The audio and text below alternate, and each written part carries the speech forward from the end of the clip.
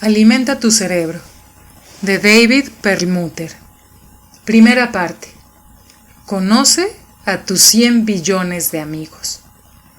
No tienen ojos, ni oídos, narices, ni dientes. No tienen extremidades, corazón, hígado, pulmones, ni cerebro. No respiran, ni comen como nosotros. Es más, ni siquiera es posible verlas a simple vista. Pero no por eso debemos subestimarlas. Por un lado, las bacterias son organismos sumamente simples, pues consisten solo de una célula. Por otro lado, son muy complejas y hasta sofisticadas en ciertos sentidos, y en su conjunto representan un grupo fascinante de criaturas. No te dejes engañar por su tamaño infinitesimalmente diminuto. Algunas bacterias pueden sobrevivir a temperaturas que te harían hervir la sangre, mientras que otras prosperan en ambientes más que gélidos. Algunas especies, incluso, son capaces de soportar niveles de radiación miles de veces mayores que los que tú tolerarías. Estas células microscópicas se alimentan de todo, desde azúcar y almidones hasta luz solar y azufre. Las bacterias son la base de toda la vida en la Tierra. Fueron las formas de vida originarias, y es probable que sean las últimas en desaparecer. ¿Por qué? Porque ningún ser vivo puede existir sin ellas, ni siquiera tú. Aunque quizá ya estás familiarizado con el hecho de que ciertas bacterias pueden causar enfermedades y hasta matar, quizá no estés tan enterado de la otra cara de la moneda, que incluso nuestros latidos, exhalaciones y conexiones neuronales ayudan a las bacterias a mantener la vida humana. Esas bacterias no solo coexisten con nosotros, revistiendo nuestro interior y exterior, sino que ayudan a nuestro cuerpo a realizar una cantidad inimaginable de funciones necesarias para la supervivencia. En la primera parte del libro exploraremos el microbioma humano, qué es, cómo funciona y cuál es la increíble conexión entre la comunidad microbiana de tu intestino y tu cerebro. Aprenderás que padecimientos tan distintos como el autismo, la depresión, la demencia y hasta el cáncer comparten muchas cosas gracias a las bacterias intestinales. También analizaremos los factores clave para desarrollar un microbioma saludable, así como aquellos que pueden ponerlo en riesgo. Pronto entenderás que es probable que las epidemias modernas, desde la obesidad hasta el Alzheimer, se deban a nuestro microbioma enfermo y disfuncional. Al terminar esta primera parte, verás con nuevos ojos los microorganismos intestinales y descubrirás que el futuro de tu salud está en tus manos. Capítulo 1. Bienvenido a bordo.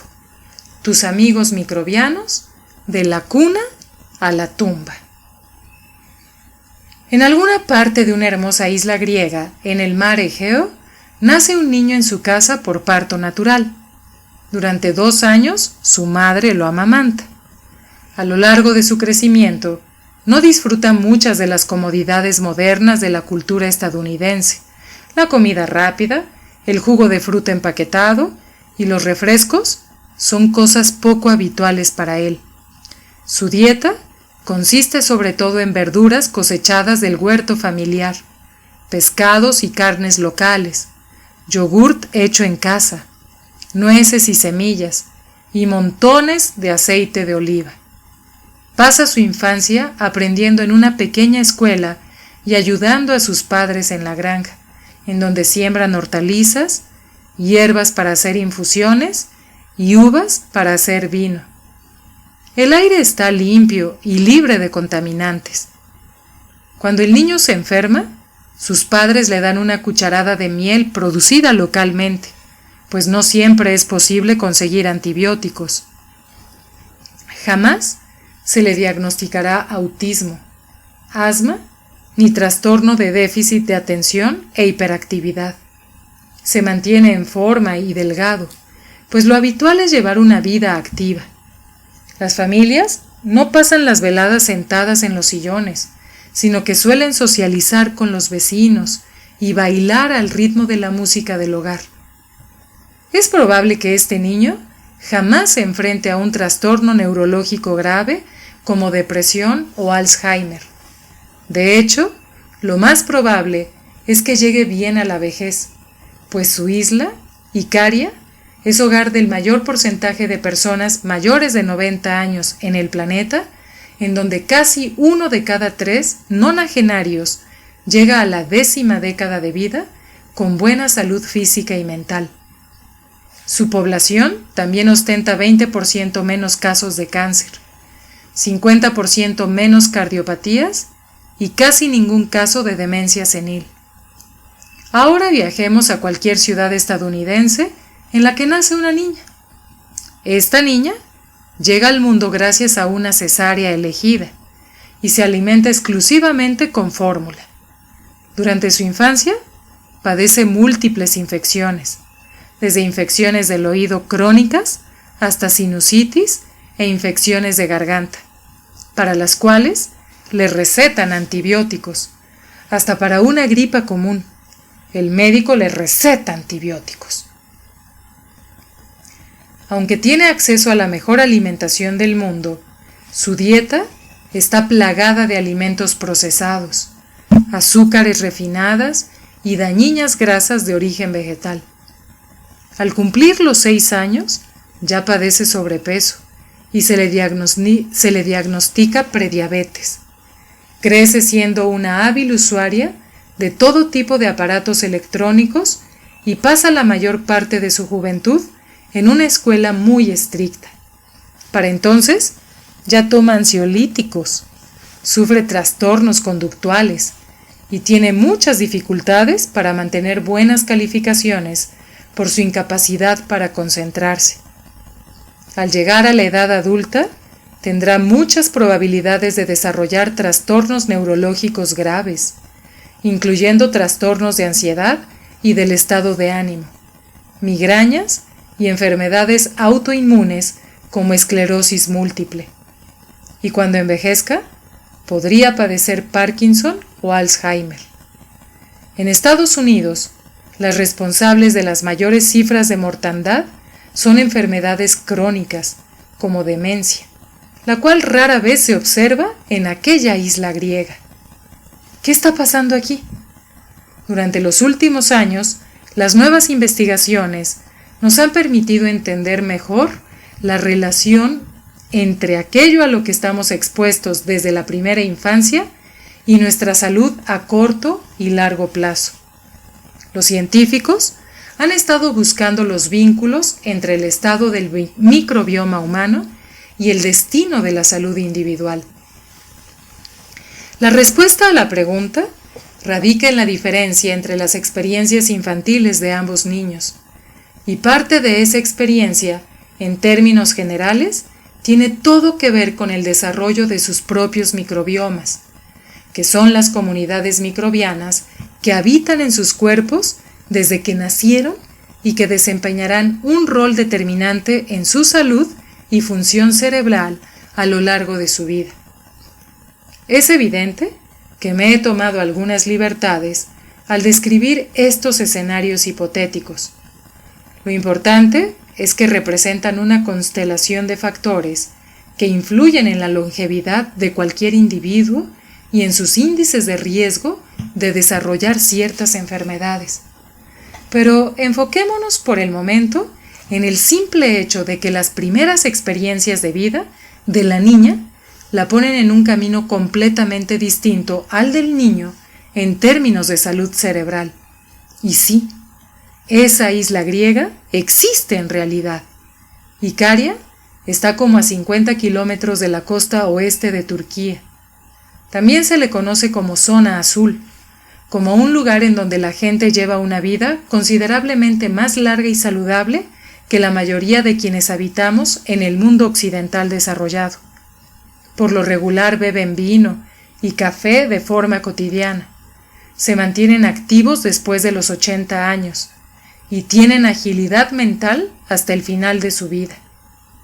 Un respetable estudio descubrió que los hombres de Icaria tienen 4 veces más probabilidades que los estadounidenses de llegar a los 90 años y por lo regular un mejor estado de salud. Dicho estudio también descubrió que viven hasta una década más antes de desarrollar cardiopatías o cánceres y que difícilmente llegan a sufrir de depresión. Los índices de demencia entre los icarianos de más de 85 años son mínimos en comparación con los de los estadounidenses del mismo grupo de edad. No tengo duda alguna de que cuando la ciencia compare las cifras de estos dos lugares tan distintos y logremos descifrar la raíz de nuestros problemas de salud, el microbioma humano estará en boca de todos. Te demostraré que es tan vital para tu bienestar como el oxígeno y el agua. ¿Qué tendrán que ver los bichos que viven en tu barriga con tu cerebro y sus posibles trastornos? Mucho más de lo que te imaginas. ¿Quién lleva la batuta? Los bichos en tu barriga. Quizá no hay mejor palabra para describir a los microorganismos que viven en tus intestinos y ayudan a la digestión que superhéroes. Aunque se ha estimado que al menos 10.000 especies distintas cohabitan en los intestinos humanos, algunos expertos afirman que esa cifra puede superar las 35.000.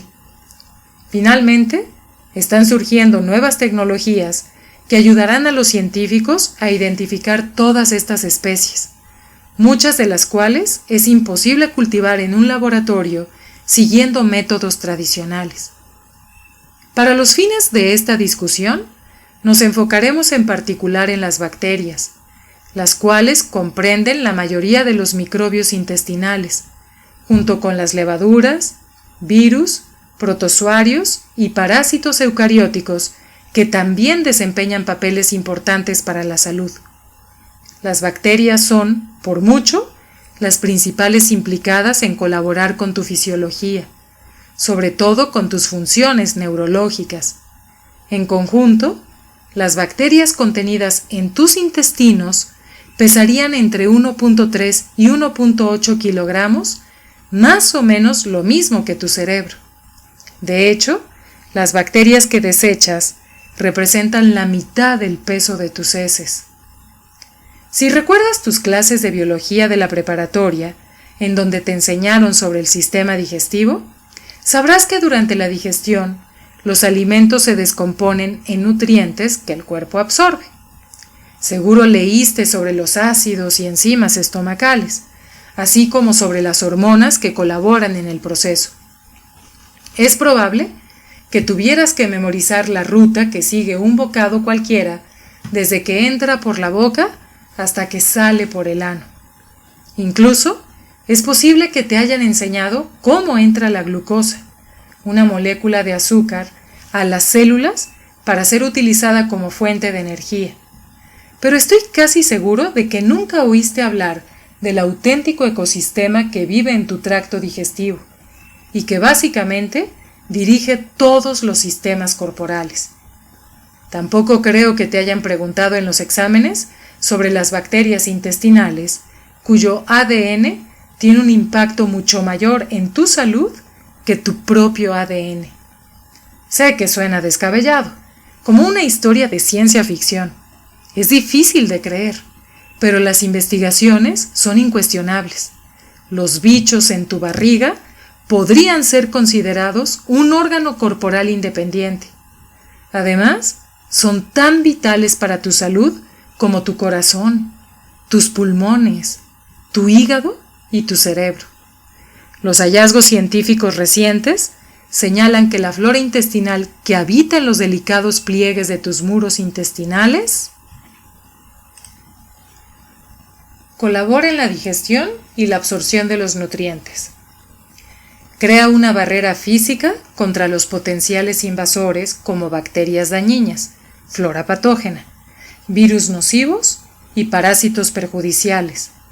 Algunos tipos de bacterias tienen filamentos que parecen cabellos y que las ayudan a moverse, y se ha demostrado recientemente que los flagelos, como se conoce a estos filamentos, pueden incluso frenar el avance de un letal rotavirus estomacal. Actúa como máquina desintoxicante. Los bichos intestinales intervienen en la prevención de infecciones y fungen como línea de defensa frente a muchas toxinas que logran llegar a los intestinos. De hecho, dado que la flora intestinal neutraliza buena parte de las toxinas que el cuerpo absorbe,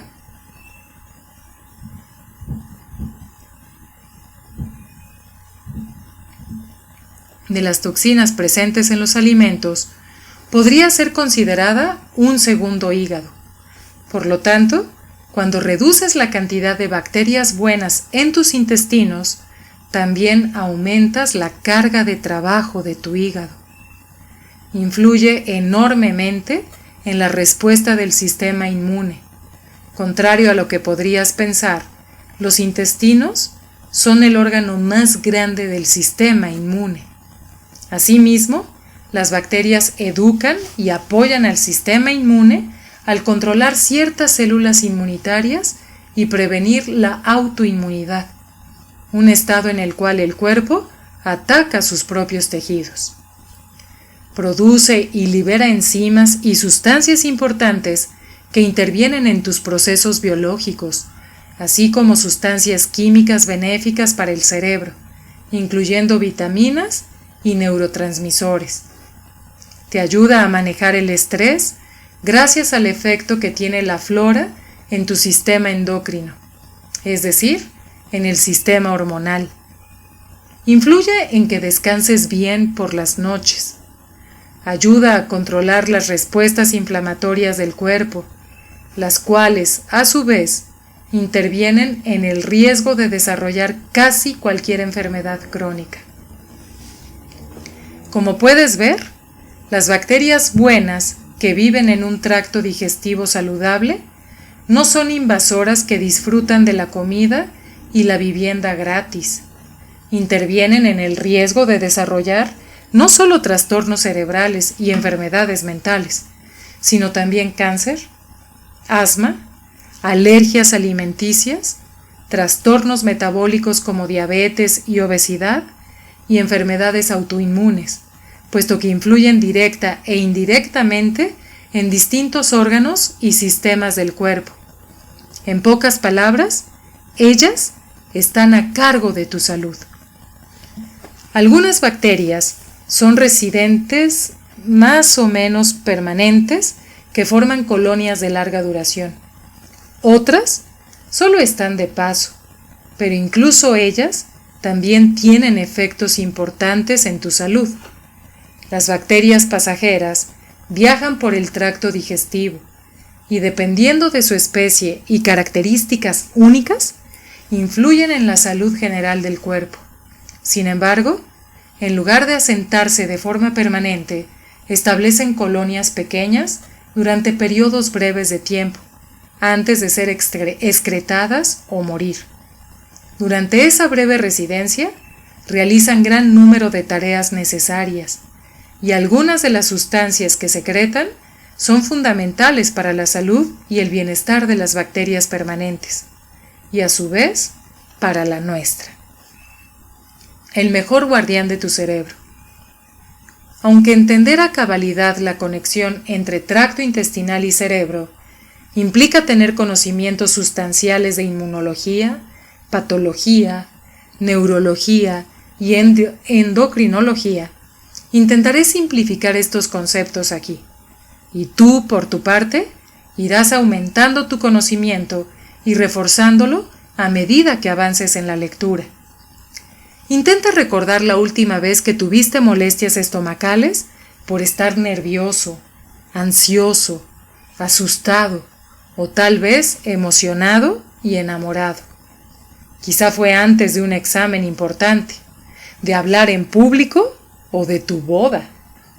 Los científicos apenas están descubriendo que la relación íntima entre intestinos y cerebro es bidireccional.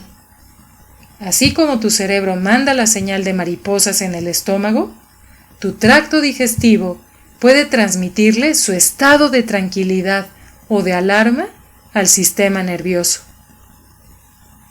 El nervio vago, el más largo de los 12 nervios craneales, es el canal primario de transmisión de información entre los cientos de millones de neuronas del sistema nervioso entérico, que controla el aparato digestivo, y el sistema nervioso central. También conocido como 10º nervio craneal, se extiende desde el bulbo raquídeo hasta el abdomen y dirige muchos de los procesos corporales que no controlamos de manera consciente. Entre estos se incluyen tareas importantes como mantener el ritmo cardíaco y controlar la digestión. Resulta además que la población de bacterias intestinales afecta directamente el estímulo y funcionamiento de las células que componen el nervio vago.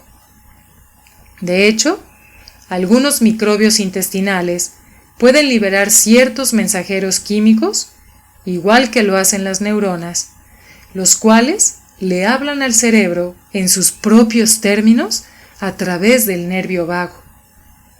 Cuando piensas en tu sistema nervioso, es probable que imagines el cerebro y la médula espinal, pero eso no es más que el sistema nervioso central.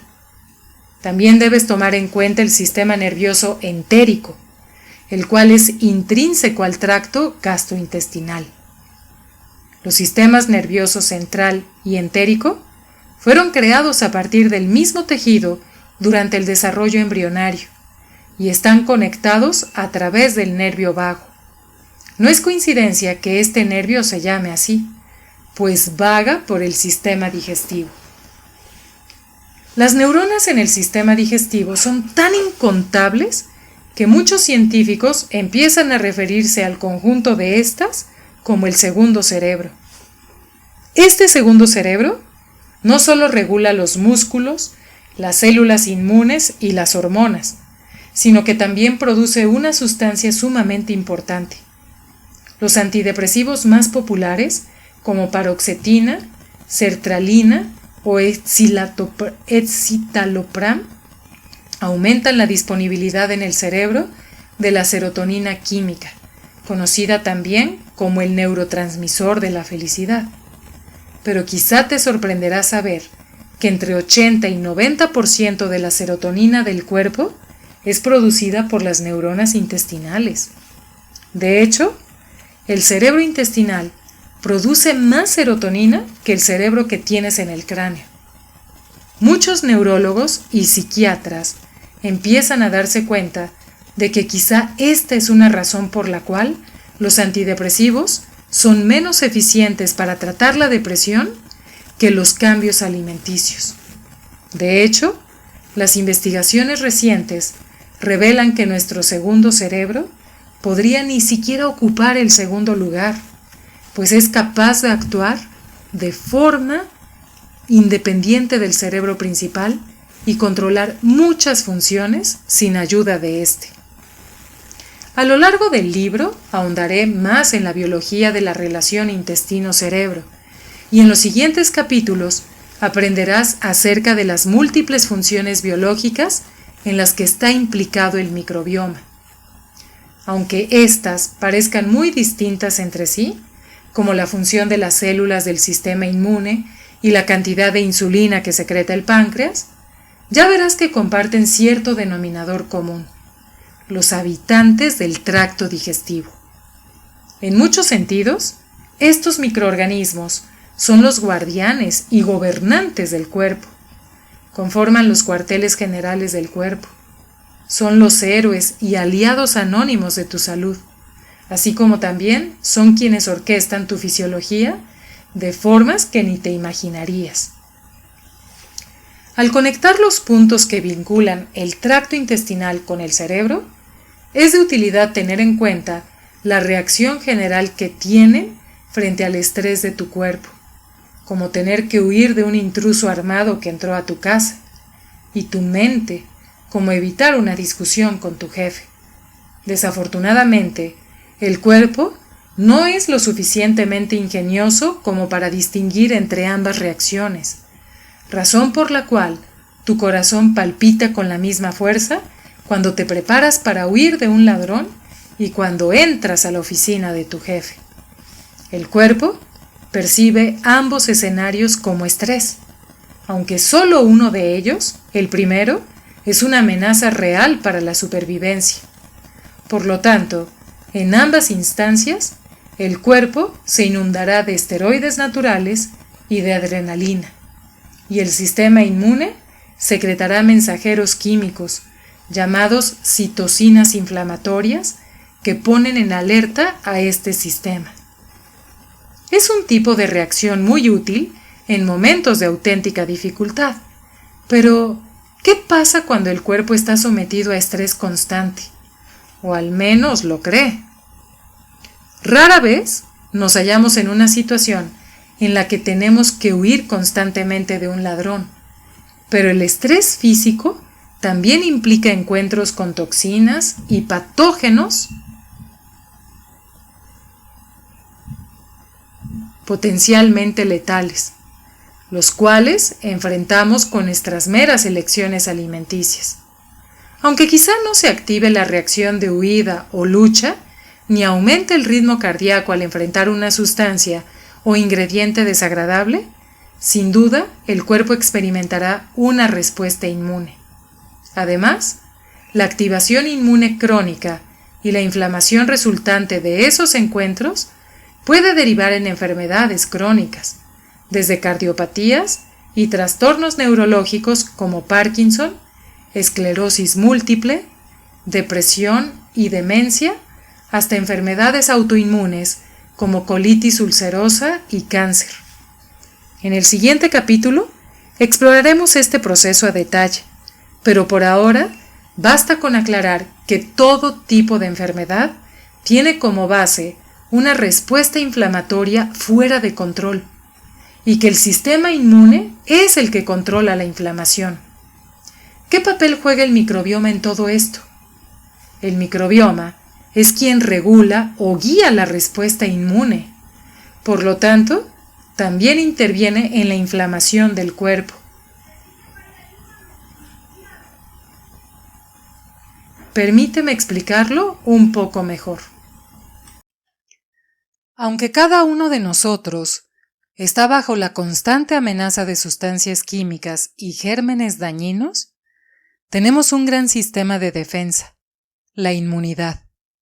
Sin embargo, cuando el sistema inmune se ve afectado, rápidamente caemos presa de cualquier cantidad de posibles agentes causantes de enfermedad. Sin un sistema inmune que funcione adecuadamente, algo tan simple como un piquete de mosquito podría resultar letal. Y más allá de un evento externo como el piquete de un insecto, cada centímetro de nuestro cuerpo está colonizado por gran cantidad de organismos potencialmente amenazantes, que si no fuera porque nuestro sistema inmune funciona bien, con facilidad podrían causarnos la muerte. Al mismo tiempo, es importante reconocer que el sistema inmune funciona de manera óptima cuando está en equilibrio. Si el sistema inmune está activo en exceso, se pueden suscitar complicaciones como alergias. En un caso grave, es posible que se desencadene un choque anafiláctico, que es una reacción extrema que puede ser mortal. Asimismo, cuando algo despista al sistema inmune, es posible que no reconozca proteínas corporales normales y se rebele contra ellas.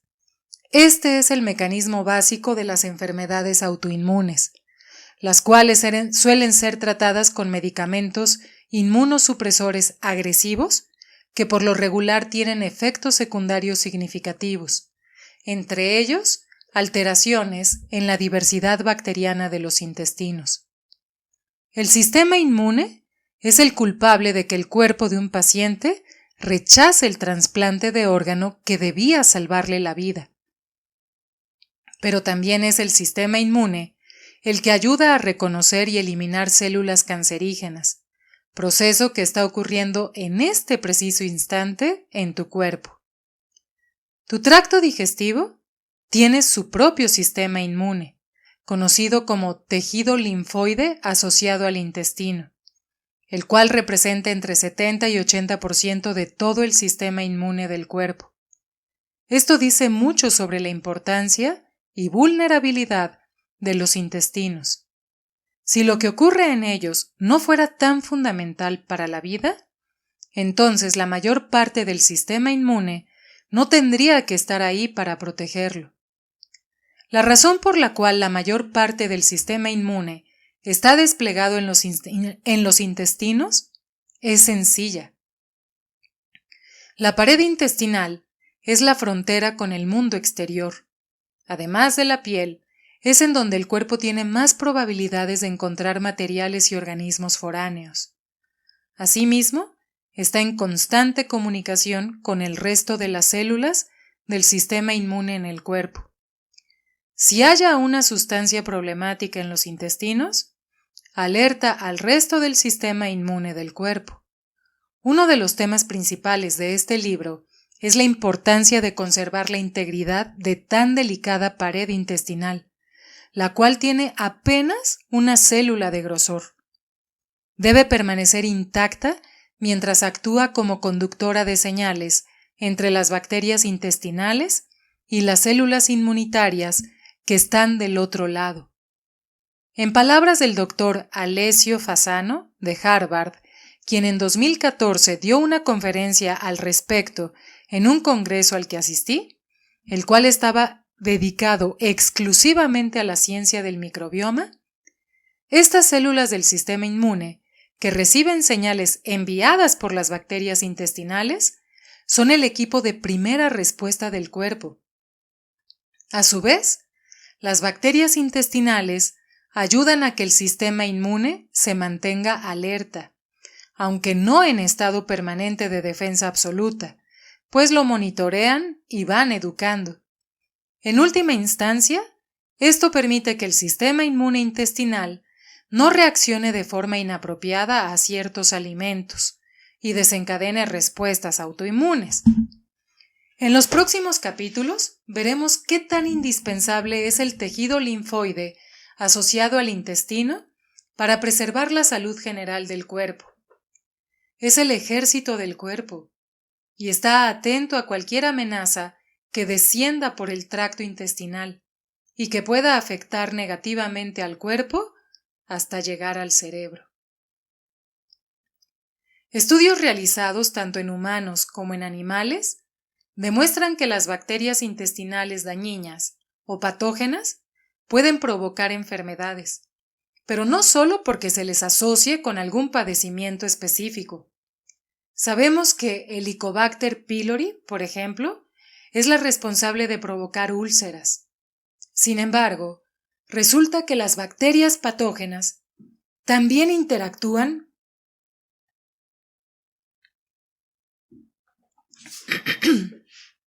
con el sistema inmune en el intestino y detonan la producción de moléculas inflamatorias y hormonas de estrés. Básicamente, activan la respuesta de estrés del cuerpo y le hacen pensar que está siendo perseguido por un león. Las nuevas evidencias científicas también revelan que las bacterias dañinas son capaces de cambiar nuestra percepción del dolor. De este modo, la gente con un microbioma poco saludable puede ser más susceptible al dolor. Las bacterias intestinales buenas hacen justo lo contrario. Intentan minimizar la cantidad de patógenos y sus efectos negativos, al mismo tiempo que interactúan de forma positiva con los sistemas inmunológico y endocrino. Esto quiere decir que las bacterias buenas son capaces de apagar la respuesta crónica del sistema inmune. Asimismo, ayudan a mantener el cortisol y la adrenalina a raya, ambas hormonas asociadas con el estrés que pueden causar estragos en el cuerpo cuando fluyen de forma continua. Cada grupo grande de bacterias intestinales tiene distintas cepas, cada una de las cuales puede tener efectos diferentes. Los dos grupos de microorganismos intestinales más comunes, los cuales representan más del 90% de la población bacteriana del colon, son las firmicutes y las bacteroidetes. Las primeras son conocidas como las bacterias que adoran la grasa, pues se ha demostrado que las bacterias de la familia Firmicutes están equipadas con más enzimas para digerir los carbohidratos complejos, de modo que son mucho más eficientes al momento de extraer la energía, es decir, las calorías de los alimentos. Recientemente también se descubrió que son decisivas en el aumento de la absorción de grasas. Los investigadores han descubierto que las personas con obesidad tienen niveles elevados de firmicutes en la flora intestinal, en comparación con la gente delgada, la cual presenta mayores niveles de bacteroidetes. De hecho, la proporción relativa de firmicutes a bacteroidetes es crucial para determinar la salud y el riesgo de enfermedad. Es más, recién se descubrió que los niveles elevados de firmicutes activan los genes que incrementan el riesgo de obesidad, diabetes y hasta cardiopatías. Piénsalo. Cambiar la proporción de estas bacterias puede cambiar la expresión de tu ADN. Las dos cepas bacterianas más estudiadas hoy en día son las de Bifidobacterium y Lactobacillus. No te preocupes por tener que recordar sus nombres. A lo largo del libro aprenderás sobre muchos tipos de bacterias que tienen nombres complicados en latín, pero te prometo que hacia el final podrías distinguir distintas cepas. Aunque no podemos afirmar sin lugar a dudas cuáles cepas y en qué proporciones son ideales para tener una salud óptima, la tendencia generalizada es que la clave está en la diversidad. Debo también señalar que la frontera entre bacterias buenas y malas no es tan clara como podría suponer. Repito, la diversidad general y las proporciones existentes entre cepas son los factores importantes. Si la proporción es incorrecta, ciertas cepas que podrían tener efectos positivos en la salud pueden convertirse en villanas. Por ejemplo, la famosa bacteria Escherichia coli produce vitamina K, pero también provoca enfermedades graves. Por su parte, Helicobacter pylori, la cual mencioné que causa úlceras pépticas, también ayuda a regular el apetito positivamente para que no comas en exceso. Un ejemplo más es el de Clostridium difficile, una cepa bacteriana que puede derivar en infecciones potencialmente letales si se le permite reproducirse en exceso.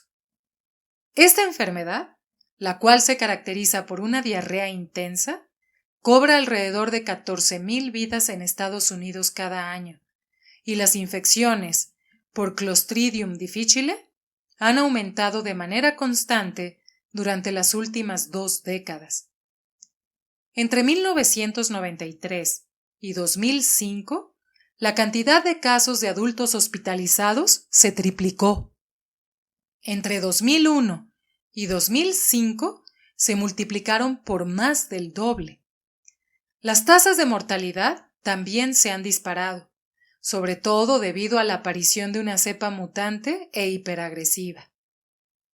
Por lo regular, cuando éramos bebés, nuestros intestinos estaban colonizados por cantidades generosas de Clostridium difficile, las cuales no nos causaban ningún problema.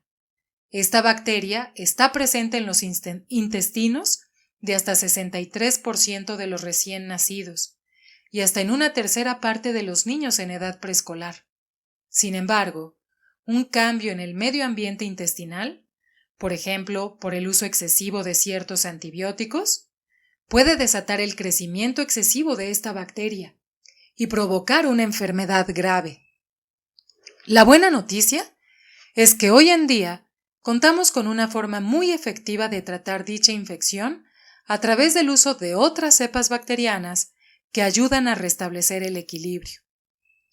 En los siguientes capítulos aprenderás más sobre el microbioma y su relación con el sistema inmune y el cerebro. Por lo pronto, este es un buen momento para abordar la siguiente pregunta. ¿Dónde se originan nuestros fraternales bichos? Dicho de otro modo, ¿cómo se vuelven parte de nosotros?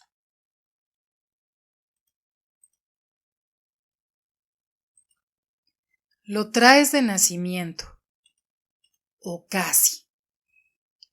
Mucho de lo que sabemos sobre el microbioma proviene del estudio de los llamados ratones libres de gérmenes. Se trata de ratones que han sido alterados para evitar que tengan bacteria alguna en los intestinos, lo cual les permite a los científicos estudiar los efectos del microbioma inexistente, o por el contrario, exponer a los animales a ciertas cepas y observar qué ocurre. Se ha demostrado que las ratas de laboratorio libres de gérmenes, por ejemplo, padecen ansiedad aguda, incapacidad para manejar el estrés, inflamación intestinal y sistémica, crónica, y bajos niveles de una hormona importante para el crecimiento cerebral llamada FNDC, factor neurotrófico derivado del cerebro. Sin embargo, estos síntomas se revierten una vez que las ratas reciben una alimentación rica en Lactobacillus helveticus o Bifidobacterium longum, dos probióticos comunes. Se cree que todos estuvimos alguna vez libres de gérmenes, cuando estábamos en el útero de nuestra madre, el cual es un ambiente relativamente estéril. Espero que esta noción sea cuestionada pronto, pues las investigaciones emergentes sugieren que el feto podría estar expuesto a microbios en el útero a través de la placenta, y que en realidad el microbioma comienza ahí. Habrá que estar atentos al surgimiento de estudios más contundentes al respecto. La creencia actual es que en el momento en que pasamos por el canal de nacimiento y nos exponemos a los organismos presentes en la vagina, nuestro microbioma comienza a desarrollarse. Aunque a mucha gente no le agrada visualizar esta escena, incluso la materia fecal en la zona perianal de la madre ayuda a inocular al recién nacido con microorganismos benéficos para su salud. En términos del desarrollo inicial de un sistema inmune saludable, un factor significativo para establecer el punto de referencia de la inflamación puede ser el método de nacimiento de cada individuo, pues es uno de los eventos más influyentes para determinar el resultado funcional del microbioma. Al hablar de punto de referencia, me refiero al nivel promedio o basal de inflamación del cuerpo. Resulta útil imaginar el punto de referencia como un termostato integrado que está programado a una temperatura en particular. Si tu punto de referencia es alto, como un termostato fijado a 25 grados centígrados, en total, tu nivel de inflamación general es mayor que el de alguien cuyo punto de referencia es menor. Aunque puede haber ciertas variaciones, un punto de referencia global mayor implica un grado de temperatura, inflamación más elevado. Y como ya mencioné, la forma en que naciste afecta el desarrollo inicial de tu microbioma, el cual a su vez influyó en tu punto de referencia inflamatorio innato. ¿Es posible cambiar ese punto de referencia? Por supuesto. Así como puedes cambiar tu punto de referencia de peso corporal e índice de masa corporal a través de la dieta y el ejercicio, también es posible modificar tu punto de referencia inflamatorio con algunos cambios básicos en tu estilo de vida. Sin embargo, antes de que lleguemos a ese punto, es importante que aprecies el poder de tus primeras experiencias de vida y cómo el método de nacimiento marca la pauta para los riesgos de salud en la vida de una persona. Múltiples estudios de alto nivel han comparado la diferencia entre niños nacidos por cesárea y niños nacidos por vía vaginal. Además de comparar las características dominantes de los microbiomas de ambos grupos, han examinado las implicaciones de salud asociadas y han llegado a varias conclusiones alarmantes. Estos estudios han demostrado que hay una correlación clara entre lo que coloniza los intestinos de un bebé y lo que puede hallarse en el canal de nacimiento de la madre.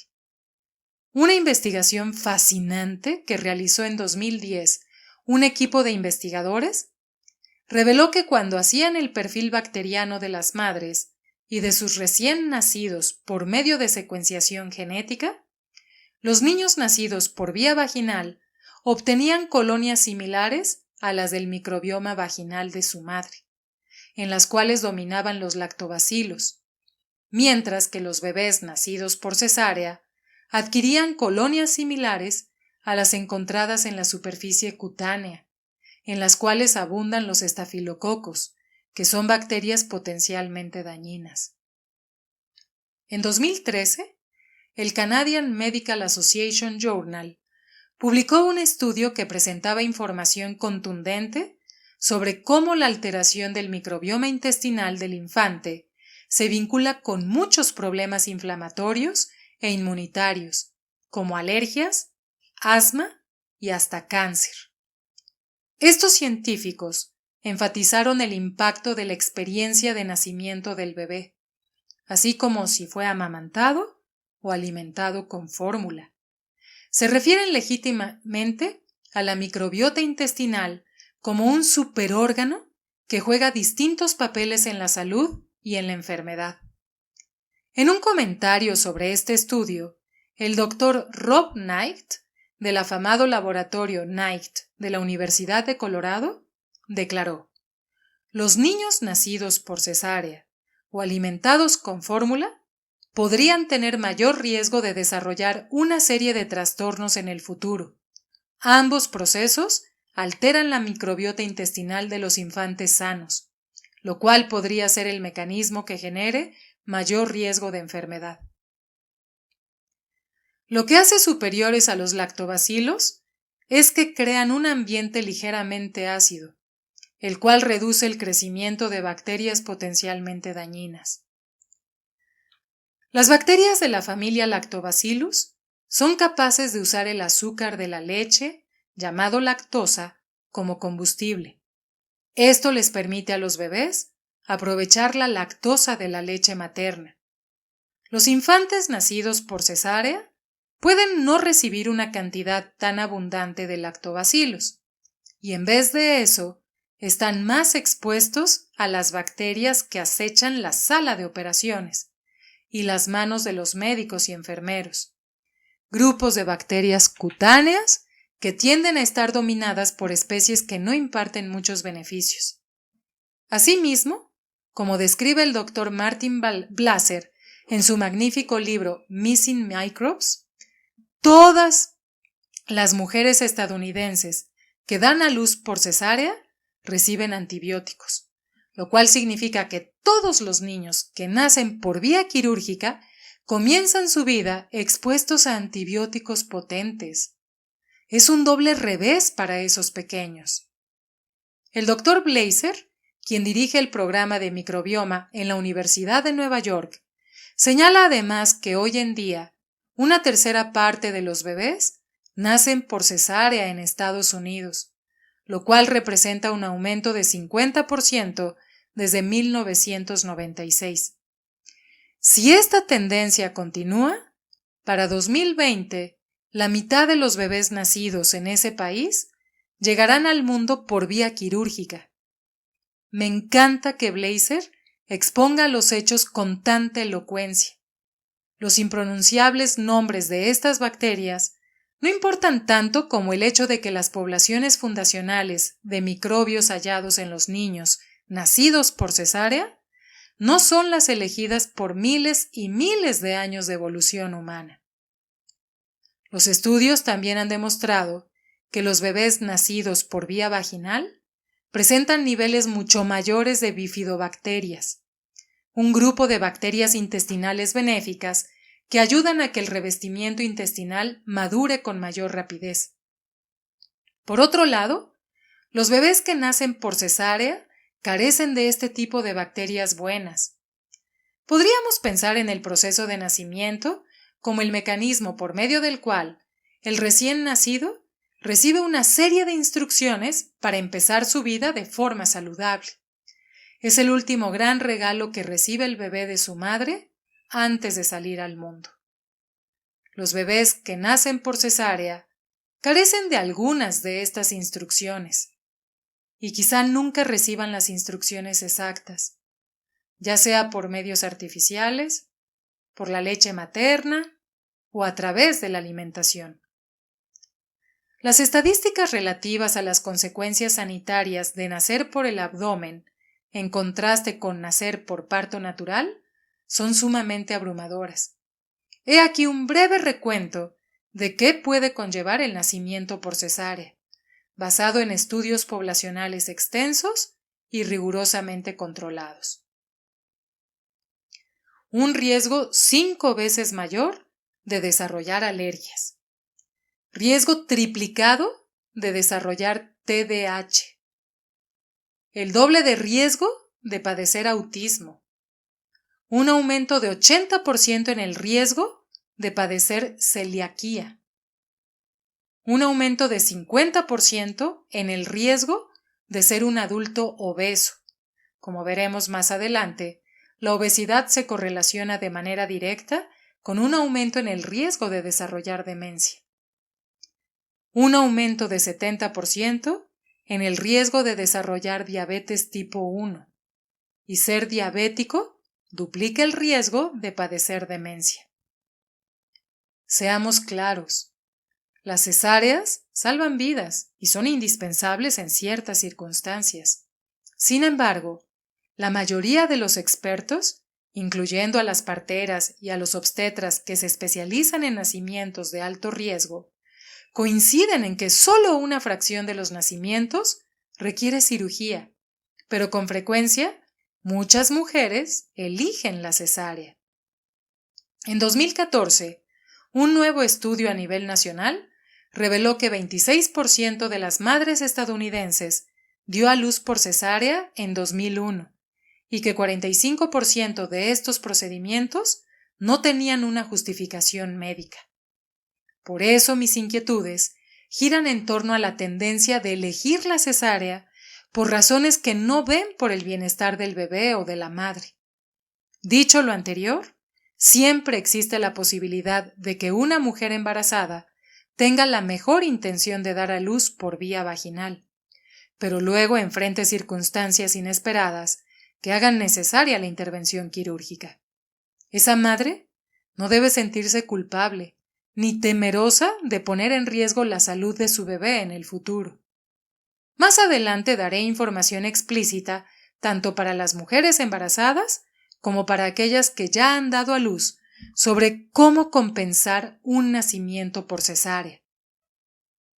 Hay mucho que puede hacerse para ayudar al microbioma en desarrollo del recién nacido y para contrarrestar los potenciales efectos negativos de lo que el bebé recibe durante la intervención quirúrgica. Aunque es lógico suponer que esta transmisión de microbios de madre a hijo por el canal de nacimiento es exclusiva de los mamíferos, hay evidencias de que otras especies también le pasan su herencia microbiana a su descendencia, aunque a través de mecanismos distintos. Entre estas otras especies están las esponjas marinas, las cuales evolucionaron hace 600 millones de años como los primeros animales multicelulares. Las almejas, los áfidos, las cucarachas, las moscas blancas, las chinches, los pollos y las tortugas. El punto de todo esto es que la transmisión de microbios de una generación a la siguiente es un proceso fundamental de la vida.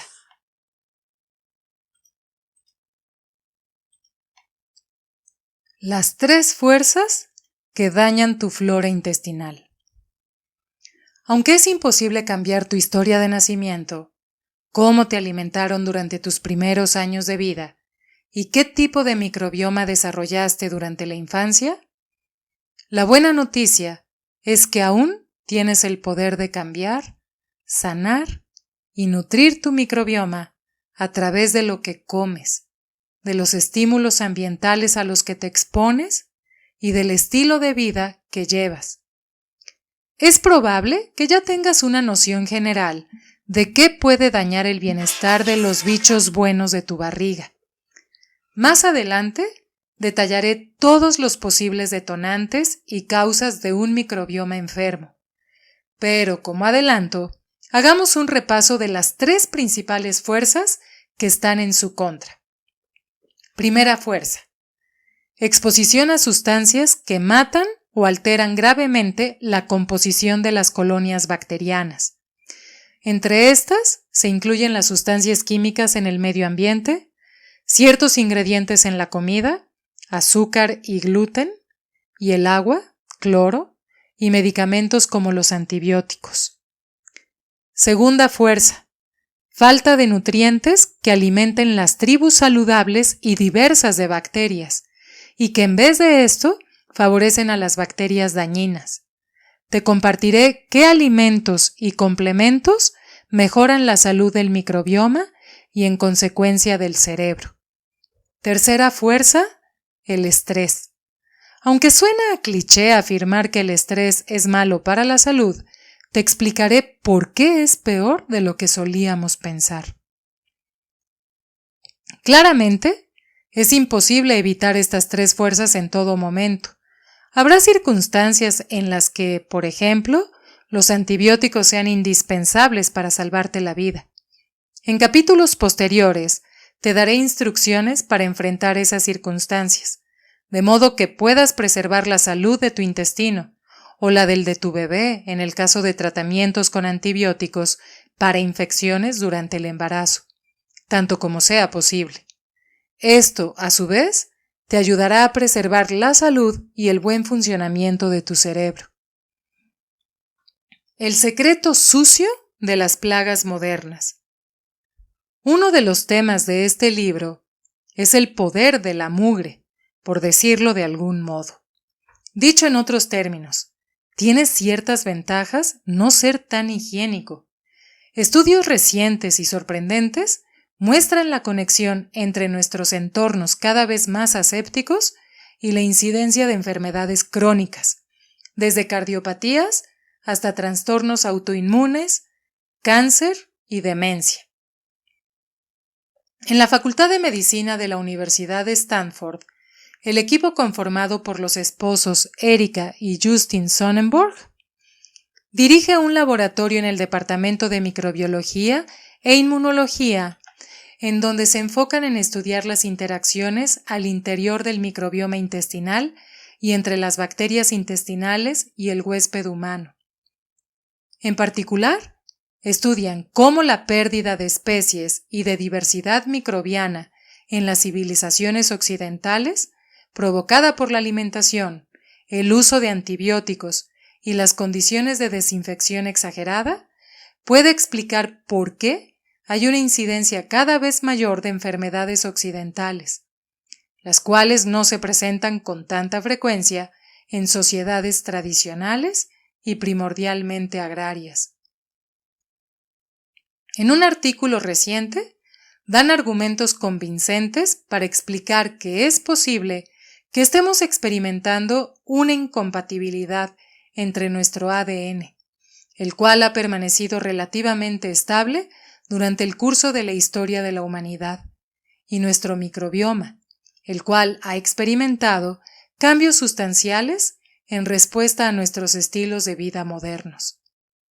También enfatizan que la dieta occidental, la cual es baja en fibras de origen vegetal que sirven como combustible para las bacterias intestinales, da como resultado menores tipos de microbios y de subproductos benéficos producidos por nuestras bacterias intestinales al momento de metabolizar o fermentar los alimentos. En sus propias palabras, estamos matando de hambre a nuestro yo microbiano, lo cual puede tener serias consecuencias en nuestra salud, Por cierto, esos subproductos, producidos por las bacterias intestinales, ayudan a controlar la inflamación, así como la respuesta de nuestro sistema inmune.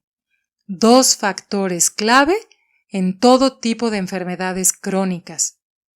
Según los Sonnenburg, es posible que la microbiota occidental en realidad sea disbiótica y predisponga a los individuos a una serie de enfermedades. La dieta occidental produce un microbioma occidental. Cuando se compara el microbioma de niños africanos con el de niños europeos, se descubren grandes diferencias. El microbioma occidental carece significativamente de diversidad microbiana y tiene más bacterias del grupo de las Firmicutes que del grupo de las Bacteroidetes, los 2 tipos de bacterias que dominan en el ecosistema intestinal.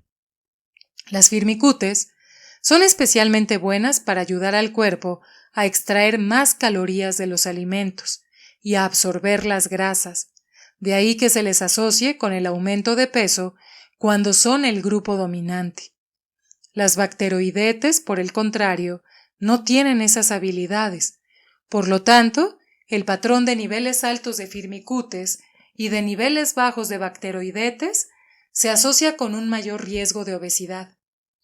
Dicha tendencia se observa en habitantes de zonas urbanas, mientras que el patrón opuesto es más común en personas que viven en zonas rurales. Otra forma de concebir la conexión entre el estilo de vida aséptico y bajo en fibras de la población occidental y la incidencia de enfermedades crónicas es tomar en cuenta el factor riqueza. ¿Las naciones más ricas y limpias tienen tasas más altas de, digamos, Alzheimer? Eso fue demostrado en una excelente investigación realizada en la Universidad de Cambridge y publicada en 2013. La doctora Molly Fox y sus colegas evaluaron 2 cosas en 192 países del mundo. En primer lugar, examinaron los índices de infestación parasitaria y la diversidad de bacterias intestinales en habitantes de dichos países. Y en segundo lugar, revisaron la incidencia de Alzheimer en cada una de esas naciones. Sus hallazgos son muy notables. En los países con menos higiene, la prevalencia de Alzheimer disminuía sustancialmente, pero en países con mayores niveles de saneamiento y por tanto menor diversidad de organismos intestinales, la prevalencia de esta enfermedad se disparaba. En países en donde más del 75% de la población vive en zonas urbanas, como el Reino Unido y Australia, los índices de Alzheimer eran 10% mayores que en países en donde menos de una décima parte de la gente vive en zonas urbanas, como Nepal y Bangladesh. Como conclusión, afirman: con base en nuestros análisis, al parecer, la higiene se asocia con el riesgo de desarrollar Alzheimer. Las variaciones en cuestión de higiene podrían explicar en parte los patrones mundiales de incidencia de Alzheimer. La exposición a microorganismos puede estar relacionada inversamente con el riesgo de desarrollar Alzheimer.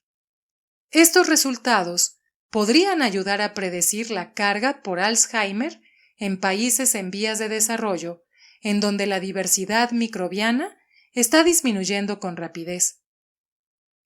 En las gráficas siguientes, notarás cómo los países de la primera gráfica, aquellos con los niveles más altos de parásitos, como Kenia, aparecen en la segunda gráfica como países con menores índices de Alzheimer. Ahora bien, correlación, como la hallada en este estudio, no necesariamente implica causalidad. El hecho de que la atención en la higiene se asocia en gran medida con un mayor riesgo de Alzheimer no significa obligatoriamente que ésta provoca el aumento en los índices de Alzheimer. Hay muchas variables en juego cuando se trata del desarrollo de cualquier enfermedad, así como de la incidencia de ciertas enfermedades en diversas naciones. Sin embargo, Dicho lo anterior, debemos reconocer que la evidencia continúa acumulándose, al grado de que es difícil ignorar correlaciones tan sólidas y consistentes. Son resultado de la observación, pero el razonamiento deductivo nos insta al menos a considerar el hecho de que nuestro microbioma influye, y mucho, en el riesgo de desarrollar diversas enfermedades crónicas. También nos obliga a hacernos las preguntas que plantea el Dr. Justin Sonnenburg. ¿Cuánta influencia tienen las bacterias en nosotros? ¿Acaso los humanos no somos más que vehículos complejos para la propagación de microbios? Sin duda, son preguntas interesantes. El hecho inescapable es que hemos evolucionado en compañía de estos microorganismos durante millones de años. Son parte de nuestra supervivencia, tanto como nuestras propias células. Las necesitamos para vivir y para tener buena salud. Desafortunadamente, solemos no tenerle mucho respeto a nuestra flora intestinal, la cual sigue realizando su labor vital en condiciones precarias. Es hora de honrarla y cuidarla como se merece. Solo entonces podremos emprender una lucha seria y significativa contra las afecciones de la vida moderna.